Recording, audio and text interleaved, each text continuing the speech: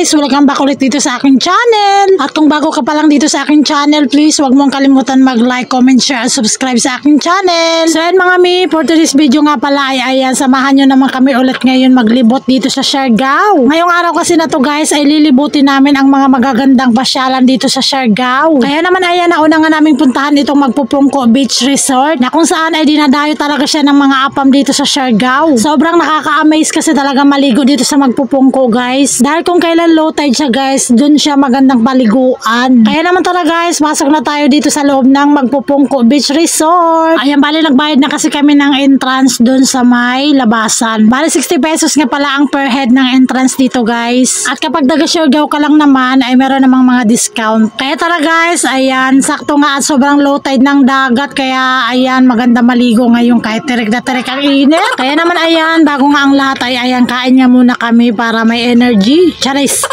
At ayan mga mi, pagkatapos nga namin kumain ay ayan, punta na nga kami dito sa may dagat. O diba, tingnan nyo guys, parang may swimming pool. Napakaganda naman talaga tingnan at sobrang linaw ng dagat at sobrang lamig niyan guys. Kaya naman ayan, sobrang dami nga rin talaga ang mga naliligo. At napakarami rin talagang mga apam na naliligo dito guys. At tingnan nyo naman guys, oh, napakalalaki ng alon. Sobrang low tide na nga yan pero napakalalaki ng alon. Kaya ayan yung apam, pinipicturan yung maliliit na isda, tuwang-tuwa siya. Kaya talaga guys, ipasyal ko muna kayo dito.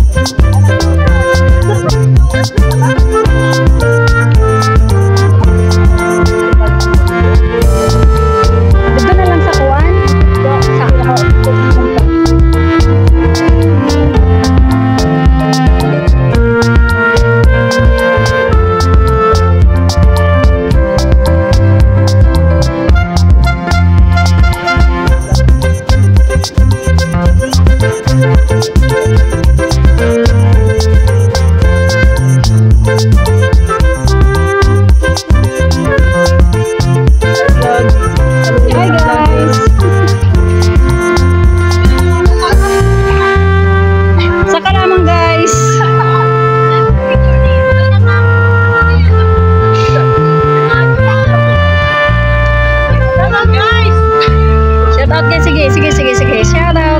Hey guys, welcome to Makbubong po.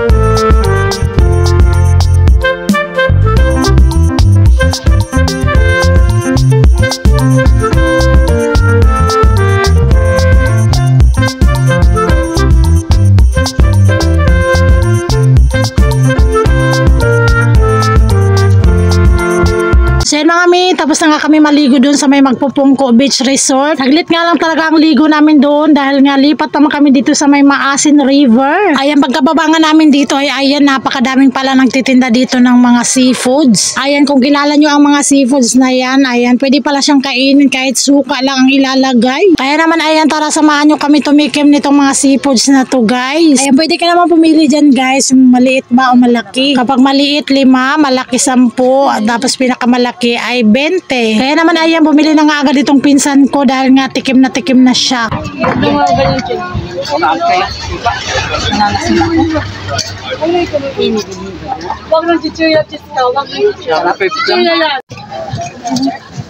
Kain tayo guys, libo.